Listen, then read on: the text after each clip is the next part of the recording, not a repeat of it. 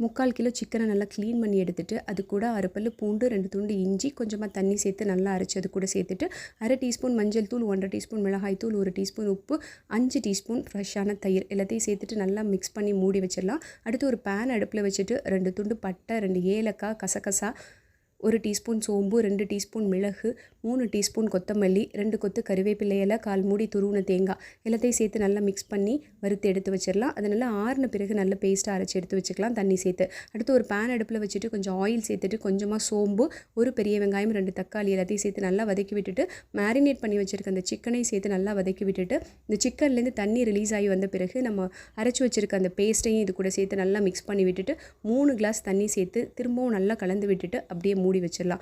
அடுப்பை மீடியம் ஃப்ளேமில் வச்சு 10லேருந்து 15 நிமிஷம் நல்லா கொதிக்க வச்சோன்னா இந்த கிரேவி அழகாக ரெடி ஆயிடும். கடைசியாக கொஞ்சம் கொத்தமல்லி இலை தூவி சர்வ் பண்ணோன்னா சூப்பராக இருக்கும் டேஸ்ட்டு. ட்ரை பண்ணி பாருங்கள்.